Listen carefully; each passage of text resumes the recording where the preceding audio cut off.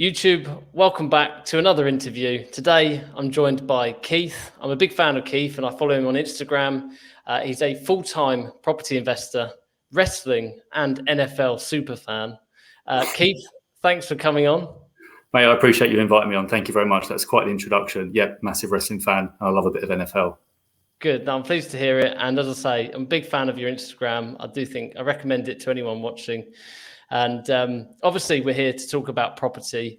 You, very much like myself, I believe, are into buy-to-let, single-let properties, and understand that you previously a police officer and have kind of now made that transition to becoming a full-time property investor. Was it like a transition? Or was it like an overnight thing that you just went straight into? So I probably had an easier route than some because, I was a police officer. I was there for 9 years. For the first 5 years of that, I had no interest in doing anything else but policing. Like, that was my career. That's what I was choosing to do. And I thought I would see out the full 30 and then retire. At kind of maybe the 4-year mark, I'd started to implement a few other things, started to think whether I could do selling on Amazon. So getting stock in from other countries and selling it that way. I made a big mess of that. All of my own doing. I'll always be very honest about stuff. I did some media coverage for the NBA, which was amazing. One of the greatest things I've ever done. But in the background, my wife was doing property on the side the whole time. And I could see it happening. Like, I was doing things with her in terms of viewings, offers, negotiating, all that stuff. But in reality, I wasn't actually fully on board with it in terms of I wasn't doing it as well. And then we came back from our honeymoon in 2016. And I'm like, I don't want to go back to work. Like, I just didn't want anything to do with it anymore because I'd seen the other side of it. And my wife has been mega patient with me as most other halves are. And she was like, why don't you just get involved in property?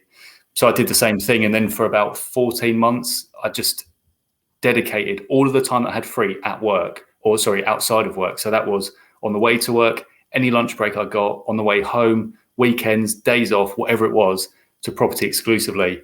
And in that time, we were able to get me out of my job to accompany my wife out of her job. And that's how it rolled for us. We then were able to kind of work together full time, which has its ups and downs, right? Yeah, well, I can imagine, but obviously I'm sure it's very special spending that time together. So now doing it full time, and obviously you invest in the Northwest, I'm right to believe? Yeah, that's correct. Yeah, invest in the Northwest, obviously same kind of area that I do. And that kind of happened over 2 years, 5 years, 10 years? How long has that taken you to build up a portfolio?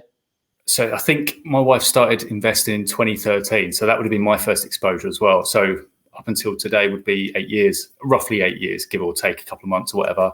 We built up a portfolio over the course of 8 years, and we focused very heavily in the beginning on buy-to-lets. And that's what we needed in order to get money coming in to help replace wages or bills or whatever it might be. So we built that up remotely.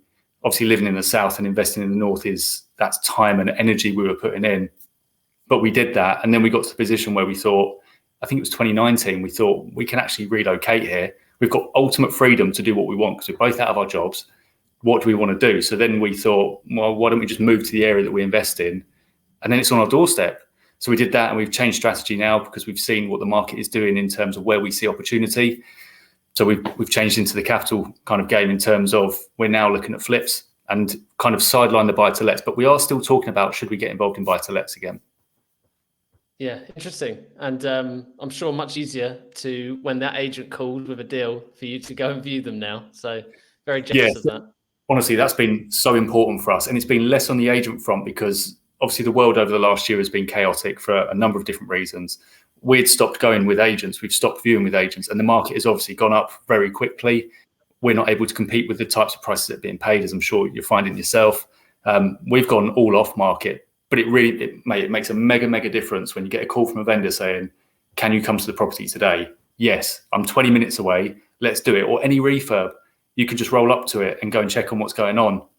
It's been a massive game changer. We've actually spoken about it privately, myself and Kim, my wife, and said, I wonder what things would have been like had we still been back down south. Like, would we have then started sourcing in the areas that we were to keep property going and just sidelined everything up north? Or would we have kind of had really long extended holidays in the north in like an Airbnb and just rented it for 6 to 8 months at a time and done things that way. Like, you have to get creative, don't you? Like, I'm sure you found it challenging from your position of investing in the North. How have you kind of cracked on with it? Yeah, it's funny you mentioned that. One of the deals I'm buying right now is direct to vendor. And when he called me, the owner, and said, can you come up and have a look? I thought, yeah. And, but I genuinely, this is funny, I drove 4.5 hours, viewed a property, and then drove 4.5 hours back.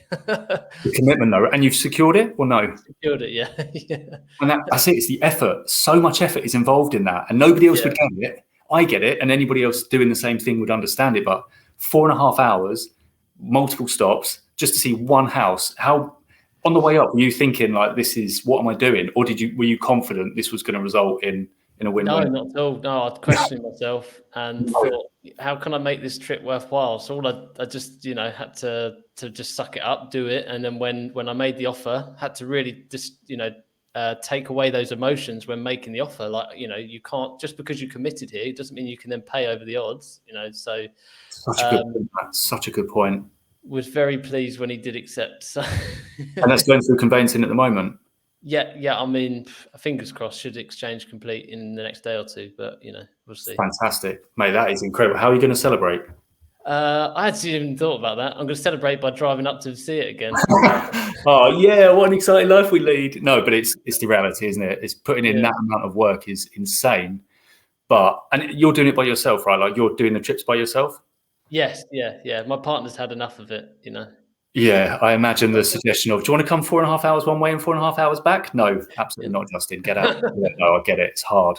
I've said to multiple people who are doing it on like a solo trip, ultimate respect for you. Like, I'm very fortunate because myself and my wife do the trip together, and we get to have dialogue, we get to have back and forth. But for you, you're doing it by yourself. You must just end up talking to Siri or just looking out the window. How do you cope on the journeys?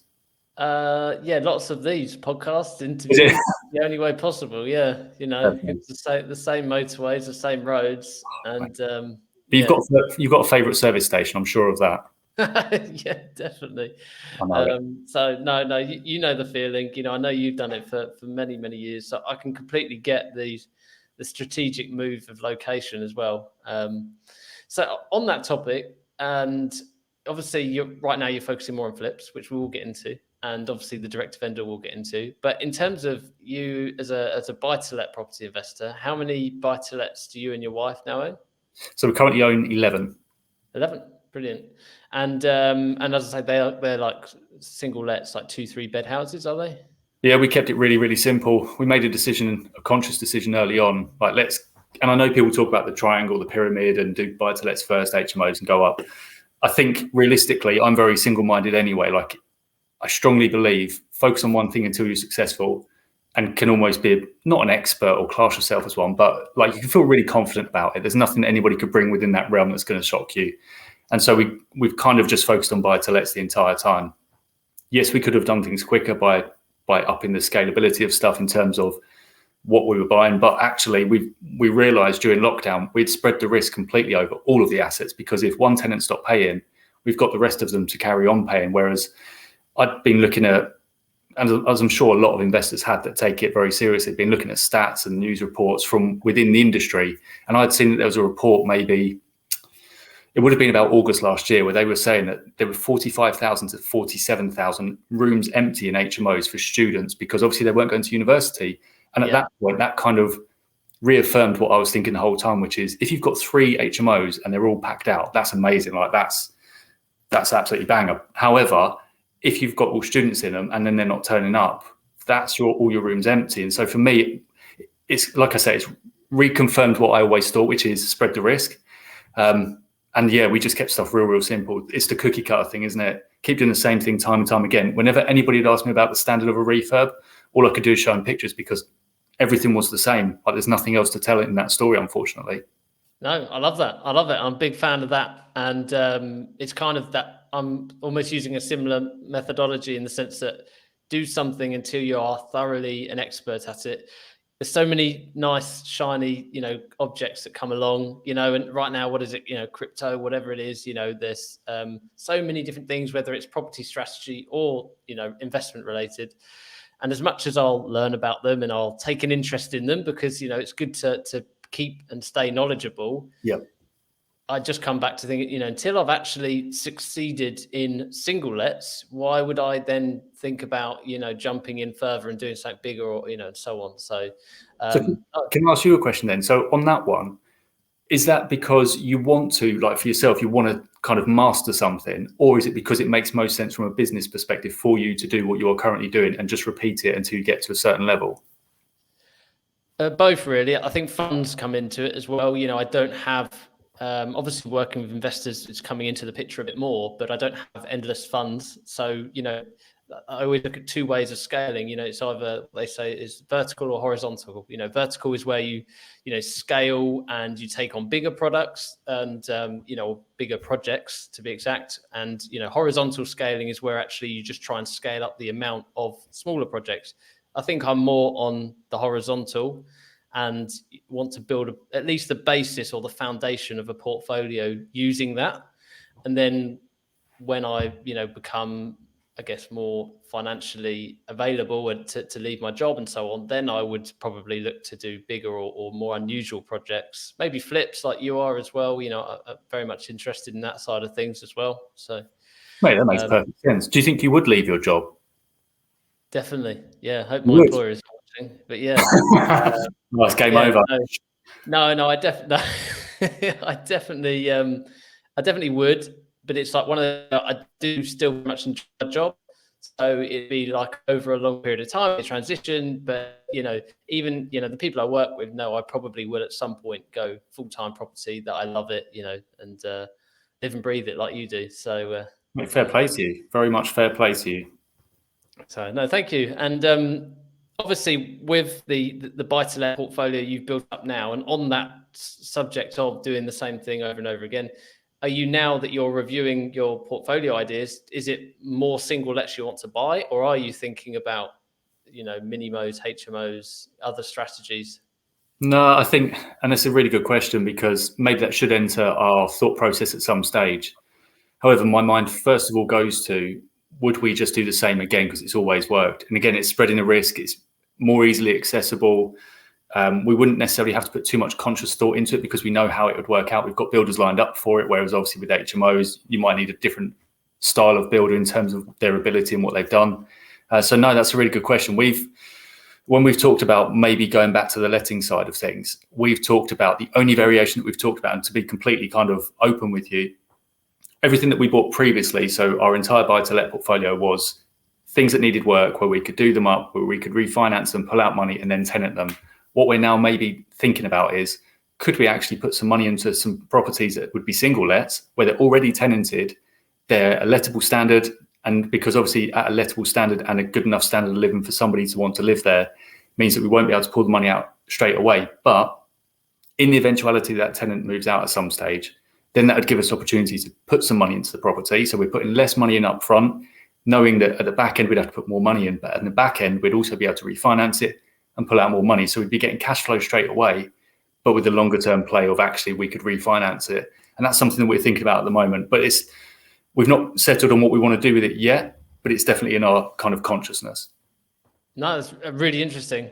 So more of to start with a turnkey situation, but it's like, I guess you go in with more like 17 grand down instead of 30 grand in, or what have you, isn't it? So that's exactly that. And we, again, just to kind of give you more insight, we looked at it about 2 or 3 years ago, when we first moved up 2 years ago, it would be, because we were looking at sourcing that type of asset for people. So we've seen the type of stock that it would be, but it didn't work out at that time because people weren't still swayed towards that. They still believed that what they'd kind of been taught previously was available readily. So they weren't really looking at that. Whereas now I think people are more open to looking at every type of strategy. And actually, it's a really viable one, especially for us. Yeah, good. No, it's quite interesting to hear someone say that, because it's everything in terms of the property market is so flooded with buy, refurbished, refinance. And I don't know whether that decision is somewhat linked to this, but all I see now is almost people overpaying for properties needing trying to get gigantic refurbs. And couldn't believe it when I was going out and viewing with agents. You'd almost find that the ones that are ready to go and ready to rent actually better value in a way, because they don't need I agree. 15, 20 grand spent on them, I So, completely agree. Like we've said the same thing privately, which is you could actually put less money into a property up front and get it at the right price, because you've got the safety blanket of you're paying market value essentially, or maybe 5 grand under, maybe, but you know what it's worth because you're paying it. Whereas the risk and the time that you're waiting to do a property up, you're not making that money. But I understand it. Do you think people were paying over in the instances you're thinking about because they're desperate to get a property, or do you think they've just got different criteria entirely so they can invest more money?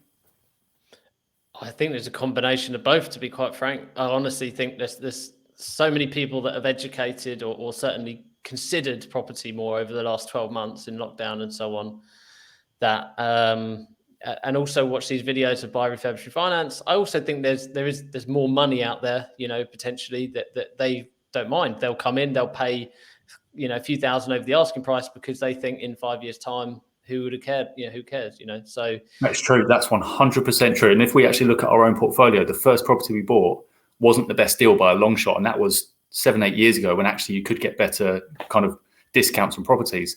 yeah. And 5 years after we purchased it, it was kind of infinite cash flow. If we're going to use kind of the training term, it's infinite cash flow. So actually that theory isn't far wrong, is it? In terms of if you've just got the foresight and the strength to hold on for the 4 years or 5 years, as Savills are potentially kind of talking about, maybe a 5-year kind of uprise, you win. You absolutely win in terms of buying now. But it doesn't make it easy for people who are needing to either raise the money or are looking to save money in whichever format that is. It makes it tough, right? Yeah, definitely. And that's the only thing when you buy like that, is you do have to keep producing those deposits through a source of income, don't you? So in terms of your future plans and moving more now into flips, is that so what's the strategy behind that? Is that I think you kind of touched on it, to build up more capital behind you? Capital, completely. Yeah, that's exactly it. It's the capital strategy. We do a lot of research around what the market is doing. We listen to a select few voices that we trust that are diverse in the way that they think, because then you get counterbalances and you can kind of see the whole argument, which is healthy. And we've seen what the market's providing, and actually looking at flips for us in the market that we're looking at the price range we're looking at, works perfectly, because it's still very, very strong. And yeah, we're looking at capital because we either want access to our own funding, to then maybe be angel finance for people. Ideally, again, I'm not speaking out of turn here, myself and Kim have talked about this, that would be an amazing position to be in, is to be in a position where you could loan money to other investors who you've qualified because you've been in a similar position, and to help other people up the ladder. Like I've always thought, if you can help the next person up, what an amazing environment to be in. So yeah, that's a strong part of our motivation for it. That's amazing to hear, and you know exactly what to look for in an investor, because you've been there, done it yourself. When someone's twisting your arm or they're talking crap, to be quite frank. So interesting. I didn't think that's kind of where you'd go with it, but again, it's just a great way of continuing to build that capital up, isn't it? Right, definitely. We're not. I don't think we're that money motivated, if I'm completely honest with you. I'm certainly not. I think we want enough so that we're comfortable and have options. I think is basically what it is, the same as to get us out of our jobs. We wanted enough so that we had enough time and control over our future. Realistically, like I'm not interested in living on Mars. I'm not interested in living in a greenhouse in the other side. Like I don't care.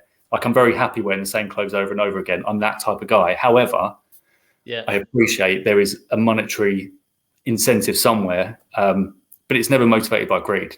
Never. Like it's always about what could we do with this to be able to benefit our situation, future family situation, friends and family, whatever. Like I'm sure a lot of people think that way. It's just maybe they don't voice it all the time.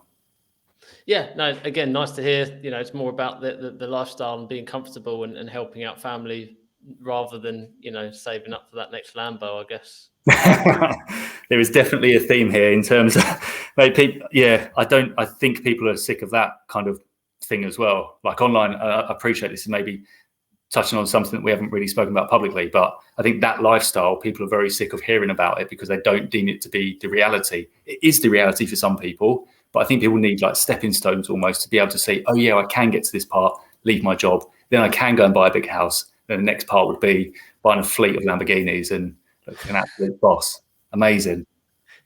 But it's only the small percentage rather than everyone like they make it out to be, I guess, isn't it? So yeah, and not to go off on too much of a tangent, so feel free to cut me short on this. My personal Good. view on it, and I've had multiple conversations and listened to different arguments around it.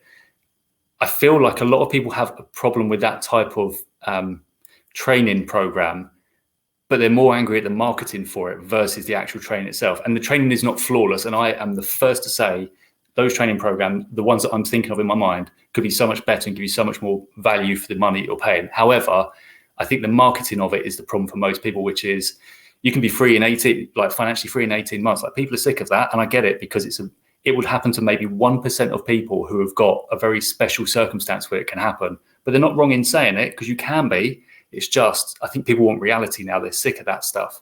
But that's a massive wild tangent. I'll leave that alone. So yeah, you've done the right thing there. Let's pull it back to flips and property, because I want to talk to you more about that. So you've got how many flips on the go at the moment? We got 2, the detached house and the little 2-bed.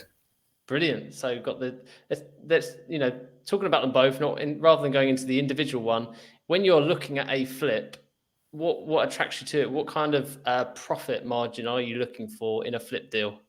Yeah, it's a good question. We look for, maybe we're a bit greedy, I don't know. We're going to find out, because we measure everything. Like, what's the success rate of something? We want to measure it. We look for 15% profit margin on all buying costs into it. So that's purchase price, that's refurb, that's legal fees in, legal fees out, stamp duty, if it's applicable. Obviously, it's going to be for us. Staging, just to give you kind of behind the curtain on what we look for. We are happy to pay for staging. We're happy to pay for interior design, professional photos. We're happy to pay for that stuff. So 15% on all of those costs involved. Brilliant. Okay, brilliant. That's interesting, because I think that's, again, a lot of people pump out the figure, you've got to make 25% profit, got to make. And I really struggle, because I've, obviously bought bungalow here that we're going to flip. And, particularly in this current market, trying to find a flip where it's always going to produce 25, 30% profit. I mean, it's not the easiest thing, unless you're adding on huge extensions or getting planning to build in the garden or something, so. It's hard. It's hard. And I think kind of counter to that, I hear other people say, like, I'm looking for 30K as a profit, which is fantastic. But what's that relative to? Is that on a £1 million house? Because that doesn't sound very proportionate, and the risk is quite high then. But it's, I don't know about you, like we are measuring on a monthly basis and a quarterly basis, and we're giving ourselves essentially 2 quarters to see, is what we're looking for readily available in terms of, can we do enough within a year to kind of reach our targets? Or do we actually need to make a bit of a change, whether that's change strategy slightly, area, put forth more effort, maybe it's an effort thing, I don't know. Or is it actually the profit margin is maybe too high? But always there's that compromise of, the lower the profit margin, the more risk you're taking on board. And then it comes down to what you view the market as, I guess, right? Absolutely. Yeah. Valid point as well. Where do you see it in 6 or 12 months time? And exactly, yeah. That's where it becomes key to not necessarily rely on what other people say, but actually learn the fundamentals of a property market yourself, so that you can make an educated judgment call on it, isn't it? So definitely, mate. I'm all about people being independent and informed. Like, I think that's so important. Like, you can listen to the voices that I was talking about earlier, where you have maybe 3 or 4 voices you listen to, but you best believe I'm going to go and counter check what they're saying to make sure it's accurate. Because if it's not, like, I don't want to be led down a garden path, because I'd only have myself to blame. 100%, definitely. And in terms of, we've mentioned a few times here, the property market's hot, and it is, obviously partly due to the stamp duty, due to the lockdowns, the releases, what have you. But taking it away from that, in terms of, what you've done to get around that, you've already mentioned, you've done direct to vendor. I've done a little bit of it. When you go, and not to give away all your secrets here, but when you go and do direct to vendor, are you doing volume, or are you going niche and going after do you seek and find certain houses to approach, or do you just leaflet every single house that you can see? Yeah, just before I get into that, like, I'm very transparent on everything that we do. Like, I've given out multiple times, step by step, what we do, because I know that it's worked for us, but I appreciate it's not for everybody. What we've done is we've gone very kind of narrow in what we're looking at, which is, I'm going to drive a street, I'm going to find some houses that I believe are empty, and I'm going to contact that vendor, because that's where I think there is opportunity, because I know for a fact that house looks empty, and therefore there is an opportunity. I also know and am fully aware of, we're missing stuff every day because we're not speaking to everybody, because you never know. Like, if you're looking at number 60 and send a letter to only number 60, Like you're missing out on number 58, 56, 54, and actually a leaflet campaign, which I would view as two different things. I don't know how you view it. I view letters and leaflets as different. A leaflet campaign would capture that, but you'd also be spending more time and more money doing that, and that's the way up. Yeah, definitely. No, I agree. I think, yeah, they're very different things. I personally see that you know, if you can and where you write more personal bespoke letters, I can see that can certainly see a higher success rate. You know, but yeah. So and in terms of utilizing that over the last couple of years, how much would you say is your success rate? I don't know if you know. I know you like stats. I don't know if you know the percentages. You know for a fact I know these stats. But what I'd ask is, can you define what success is first, so I know what the metric is? Sorry, yeah. Success being contact with the vendor, so not necessarily securing the deal, 10%. because that itself is dependent on so many other factors. So 10% response rate is what. So if I look at it as a response rate, which might answer the question, if it doesn't, throw it at me again and I'll answer it in a different way. But in terms of a response to a letter, it's 10%. Okay. That relative to what I've heard is kind of what other people are getting. I think the average is kind of 1 to 3%. Now that doesn't mean we're doing something exceptional. It might just be that we've maybe found a bit of a niche. I don't know. We've tried out so many different things. I would like to think we're doing okay at it, but 10% is a response rate, which might just be never speak to me again. And we take that as a response. And I say that in all honesty, because even though don't ever speak to me again means that I can then divert my energy into the right places versus keep going at that one deal, which doesn't make any sense. Yeah, makes complete sense. And in terms of tracking these, do you keep track of everywhere you've ever sent one to? Do you follow up? Do you know? Mate, I've got too many spreadsheets to be thinking about, but yeah, I was on them today. I was on them yesterday. Like that's my side of the business, is finding houses. So just to give you a very quick kind of overview of what we do as one method of doing it. Me personally, I know what our criteria is in terms of what we're looking for. So I'll go on Rightmove and I'll put in for the whole of the Northwest, which is I'm happy to travel to. Where is it where there is highest volume of properties that are on Rightmove within our criteria that are under offer versus those that are currently for sale? Because I want to go to the areas where I know that they would sell if I put it on the market. I'm not going to go to a village where there's one house listed because it's not worth my time. I'm going to go where there's a lot. I will then travel to that place, having identified on Rightmove exactly kind of which areas within the city or town those houses are, because I'm sure you know yourself, like you might go to Liverpool as a whole, but actually there's so many different kind of areas you can go to, and actually the west side of somewhere might be all new builds. That's irrelevant going to it. So once I've found out that, I'll go and drive there. I'll drive around for maybe up to 8 hours in a day looking for empty houses. I might get out and walk, and I will just audio record what I've seen, because if it's an empty house, I'm going to describe what I've just seen. I'll come back, I'll put it all into a spreadsheet. I'll then go on Google Street View to just double check, does that house look empty? If it looks empty, brilliant, it's going on into our CRM. And then we're going to start looking at, okay, so now we've got to either make a decision to do a land registry to find the owner, or we send a speculative letter there essentially, because if it's empty, why would anybody be there? But we send a letter there, see what the response is, and just kind of follow it up on maybe a 30-day basis. Brilliant. And out of interest, do you ever, if one looks lived in, but it looks a wreck, do you ever send a letter there? It's sensitive, isn't it? It's really, really sensitive. And I think, honestly, the amount that I think about this on a day-to-day basis, I'm very acutely aware of how property investors can be viewed, how what we do in terms of letters can be viewed. And I've spoken to people about this who would be within the age bracket where actually they might receive a letter because of the age of their house maybe. And I think about how that might be received. So I'm very, very sensitive to sending out letters to houses which might be in less than livable conditions. However, there will be instances where I do. And the reason I would send it is because, and this, I know this is going to sound bad, whatever I say, but I don't think somebody should be living in a substandard condition. And by substandard, I'm talking slate, lots of tiles missing from the roof, or single glazed wooden windows that are damaged. Like that isn't fair for somebody to live there. And you never know. I always view it as you never know what is behind the door. Like, is somebody just waiting for somebody to make that kind of approach to them? And we always, and again, with what we put in a letter, it's very true to who we are. Like there's no lies in there. Everything in our letter is completely factually accurate.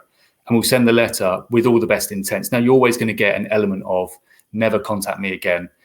But I will always call people back to make sure they know our intent is good. And 9 times out of 10, people are quite happy with what we're doing. But it's just the shock of having it sent to them. And I get that. Yeah. No, I think it's very good that you're aware of that as well, because perhaps that's something that others don't consider. And but yeah, equally, as you've mentioned, you just never know. If you word it correctly, you might actually reach the right person who was maybe not confident enough to go to an estate agent, and or might be in a financial pickle that they need help with. So yeah, if you approach it the right way and you treat people with respect, I'm a big believer that things come back in that way as well. So 100%. Being a nice person is never going to get boring for anybody. Like being a decent person and having good intent, I think always wins out. I do. yeah, costs nothing either, right? So Oh, fact. so obviously we've discussed a lot there on direct to vendor, so I appreciate it a lot. You did at one time source properties. What's the score there now? Have you now just sourcing for yourself? Yeah. So so I think it was probably the end of 2019 when I'm thinking back. The end of 2019, we'd obviously relocated and we knew that everything was on our doorstep, and we'd bought source deals before. That's how we helped grow our portfolio while we lived down south. We could do some of the work ourselves, but it was tough. So working with sourcing agents. So when we got here, we thought, well, we can do this ourselves now because we know that there are buyers for it. We know how to qualify people and we can find stock, and we've got a little bit of credit within kind of a bit of the property community because they know what we do. And we were sourcing for a period of time, but then into kind of May 2020, it was so difficult to get stuff agreed. And I think we both realized, like, the amount of time we're spending looking for other people, could we actually get quicker results if we looked for ourselves? And we did. We were able to get quicker results. So we've taken a step back from sourcing for now. We're still kind of speaking to people within the sourcing community, both for us as buyers, but also in terms of selling. So we know what's going on. But yeah, we've taken a big step back from that. So would you go to a sourcing agent to find houses in the Northwest? Or, because I know that we've spoken about kind of sourcing before, are you still really looking that route? Or are you thinking, because the direct to vendor, which I've got questions about all day, every day, number one, that's amazing. I'm all about that. I would love to know more about why and how you did that with the limited time that you might have, but also, would you still be happy to buy through a sourcing agent? I would almost certainly be happy to buy through a sourcing agent, and I'm still signed up to a couple, other people. I think the main reason, just what I'm looking for is a needle in a haystack, and forgive me for some sources, what they'd much rather do is bread and butter turnkey properties, because then they know they'll get, the 3 deals in a month, 4 deals in a month, whatever it is. Whereas, I appreciate if they just sourced the sort of thing I've been looking for, which is a kind of buy, refurbish, refinance deal with a lot of money out. They're not going to put any food on the table if they're just seeking them. So I get it that they aren't bringing me any of those deals, but that's probably why I would still, bite the hand off if they brought me something that worked tomorrow. I'm sure anyone would. Direct to vendor, I just wanted to throw my hat in the ring, I guess, give it a go. I heard and saw people like yourself doing it and having success, and I thought, well, unless you never know until you try it.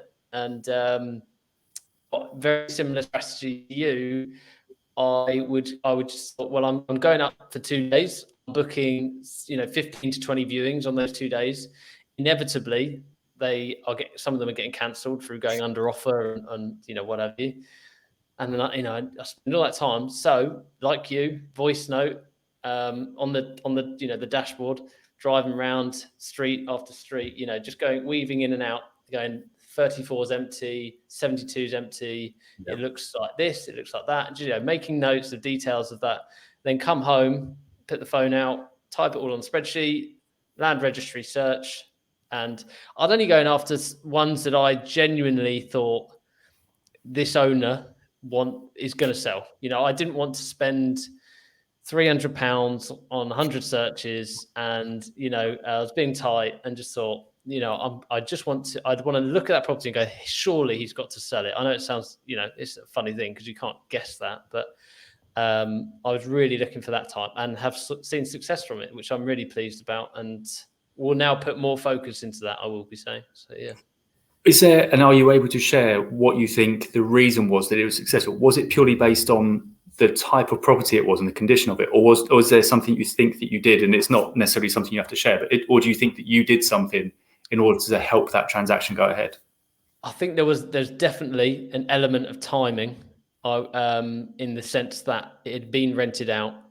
Then the tenants had been kicked out. It is now empty, and it was just, I think, pure timing with the owner. And I'm very lucky with the owner. Very nice gentleman, very understanding, and he wanted to avoid working with agents, as I'm seeing some people do now. Wanting to do now. I also think the way you present yourself, present the letter, have that first initial conversation. And as I say, he called me on a Friday, said, "Can you come up at the weekend?" I thought I don't want to, but yeah, I will. And doing that, and then on the Monday made the offer. I think making it as easy as possible for vendors is why they come to people like us, so that they could sell and take that pain out the transaction. I love that. Convenience is the number one motivator for a lot of people. I see that so often, because you're right. Like, why would anybody sell via URI or to URI versus sticking it on the market? I had that question yesterday. There are so many reasons why they do it. And convenience is a big part of it, because you can take all the hassle out. One more question on it. If you hadn't got that accepted, and obviously fingers crossed that it still completes within the next couple of days, if you hadn't got that accepted, do you think that you would do another direct to vendor campaign? Oh yeah. Just by the fact that it made contact, for me, was proof in the pudding. Okay, I love so that for me was enough, because without sounding arrogant or confident, I trust in me to do an okay job of talking to people, because I did it for many years as an estate agent. My job is in sales. I'm not saying that I sell people, but I think I'm good at talking to people. So all I needed to see was was proof that it works, that people, it sounds bizarre, right? Surely it should work. But in the sense that just through going through those motions myself, you're like, okay, this really does work. People do contact you through receiving a letter. Mate, I love that. You've literally gone into my head and taken out the two things that I think are the most important. Like, it's creating opportunity and it's creating conversation. And I think the same as you. Like, all I want is the opportunity to speak to somebody, because then it's all on me. If I don't ever get that chance to speak to somebody, then I've probably failed. And genuinely, when I'm driving streets in kind of the batches that I do it, I feel gutted when I see an estate agency board, because I know that I've lost out somewhere, because I could have done something more. And I've spoken to vendors, they've had letters from me, and then they'll phone me back and say, yep, you can come round. I'm just putting it on the market. And I know that I've messed up somewhere, because I think, okay, some of it is circumstantial, their own circumstances, their own viewpoint, but could I have done something more in order to convey why we would be good buyers for them? And so I always take it as a bit of a gut punch, but then it just motivates me to do more or better, or to constantly think about it. Like, that is my number one thought on a day-to-day is, could we be doing this better? Could we help people more in that respect, in terms of what else could we do for somebody to help the selling process be easier? But I think the opportunity to create a conversation is so important. And I view that as the success, not buying a house. I genuinely do. Yeah. And the fact that everything you've just said there, the fact that you acknowledge that it's not their fault, it's potentially something more you could have done, is huge as well, because you'll take that on to the next part, so completely. Massively. One question for the beginners out there, being that we've talked about sourcing and direct to vendor, we'll start with sourcing. If you were brand new, 0 properties, would you recommend to someone that has 0 properties to use a sourcer, or would you recommend that they go down, their own route, learn it themselves? I would. So it wasn't the question I thought you were going to ask. I thought you were going to ask, should they be a sourcer? And I was going to say yes to that, because it gets you into the environment. Would I use a sourcer if I was buying my first property? I would, but I would stress beforehand, and I've had this conversation with so many people, I would stress beforehand, they have to know what they're doing, because, and by that, I mean, you need to know how to qualify a deal, qualify an area, know if somebody and what they're presenting you is accurate, because too many people, and I've said this on LinkedIn as a bit of a rant, maybe it came across as, but I'm happy to live by what I said.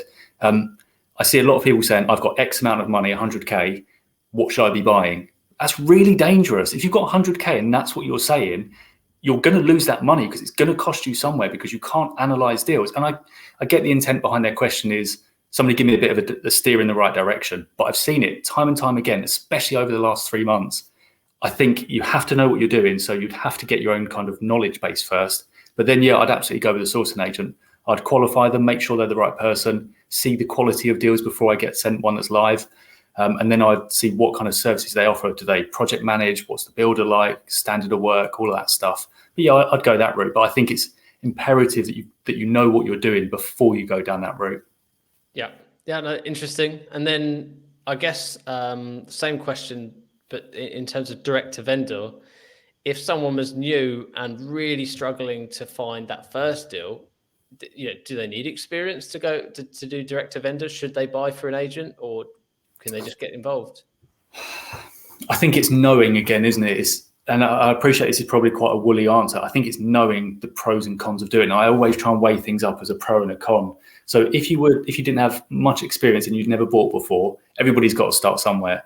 What would you be gaining by going direct to vendor? You'd gain the experience of speaking to a vendor or viewing their house, of building that relationship and the kind of skill of doing it.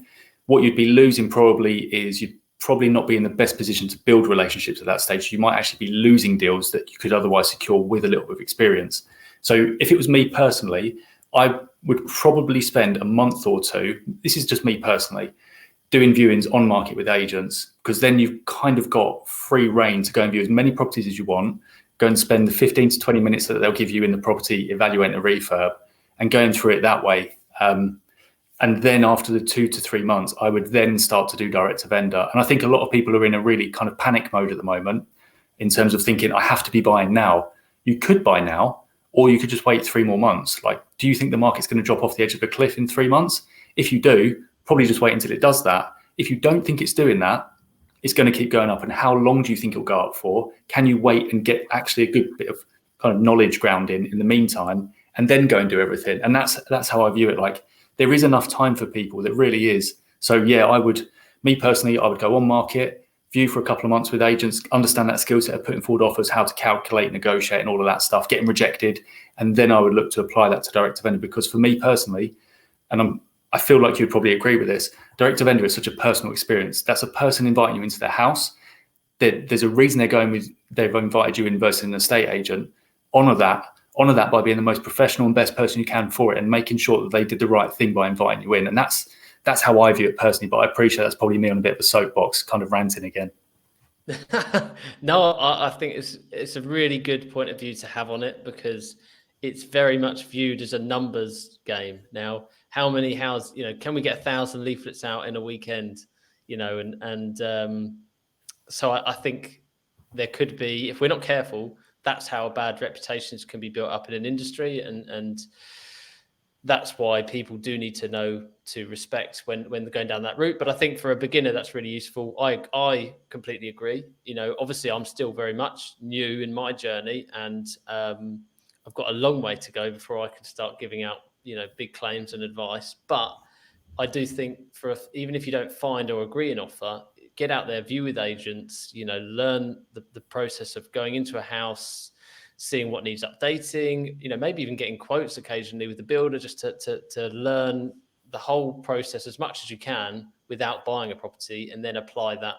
If you can't buy with an agent, then maybe try and apply it. So I agree. I think that's really good behind it, rather than just go straight into direct to vendor. Last of all, obviously, we've covered everything that you've done or doing at the moment. And again, you've touched on the fact that capital appreciation is your plan moving forward, but what's the 5-year plan? Do you have something in mind that you're really working towards, or is it just to live and enjoy life every day?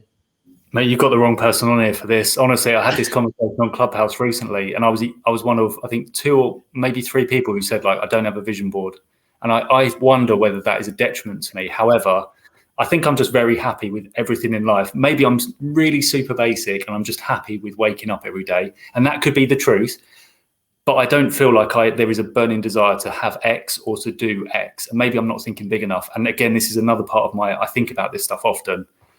Am I missing something by not having, I want to own a boat, or I want to be able to open an orphanage or something? I don't know, is the truth. I don't know what the 5-year plan is. I think ideally, the kind of maybe 3-year plan would be to execute on what we're doing within kind of the property market in terms of the flip strategy, and then to be angels. I think that's what I'd want to do.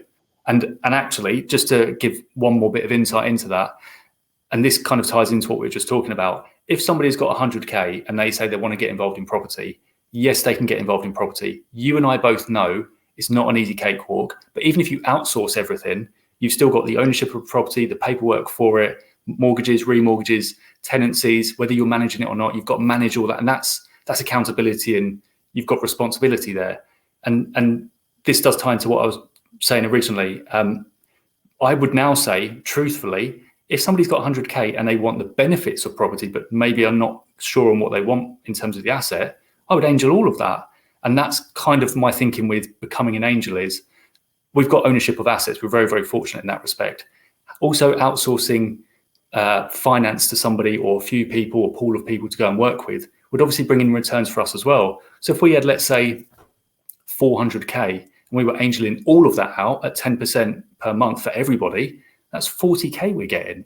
Like, that's an annual wage. And we don't have to do anything. We just have to pre-qualify people enough and just check in, make sure everything's all right. But that's the equivalent of owning several different assets on the buy-to-let market, single lets, but it brings in a better return. And so I think from that perspective, actually, if people that are listening and watching this are sitting on pots of money and thinking, I want to get involved in property, have a think, like, is it actually you want the ownership of the asset, which is perfectly fine, or do you want the benefits, in which case maybe consider the angel route. And there's learning there as well. You and I both know to go down that route, there's a lot of learning for people, but it's a viable way if you go with the right people, is what I would say. Yeah, and you can do that from the comfort of your own chair, in your own garden, eating a Magnum ice cream. Oh, Magnums. I've got to stop eating Magnums. I've put on too much weight. True. So that's really interesting to hear. And obviously, when you get to the point of becoming an agent investor, don't forget your boy here. And of course. Honestly, I would look at everybody, genuinely, just to interject, I would look at everybody that we know. And obviously you build relationships over time, which is a massive part of doing that direct to vendor thing, right? Is the relationships that you build, which is why we get successes.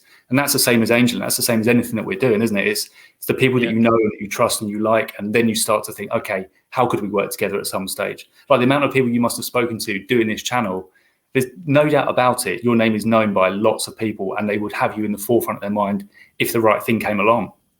Yeah, incredible, right? The power of what we have at our hands now, and networking, it's really taken off the last year as well. So make sure consistency. It's only ever going to be down to consistency and quality, and you obviously smash those two things, which is why it's worked. Thank you. You owe me now. You owe me. Pay me. No, I'm kidding. Well, listen, I won't keep you all night. Thank you very much for coming on. And you've got so much knowledge to give, and I honestly think we could talk for hours. But if anyone wants to reach out, message you, connect, is Instagram the best way for you? Yeah, I'd probably say, actually, they can text me. Like, I'm not ashamed of giving that out either. So my phone number genuinely is 07309 686 200. If you're texting me, or leave it on a WhatsApp, please put your name at the beginning of it, because otherwise that's a lot of random text, and that's a direct to vendor phone number as well.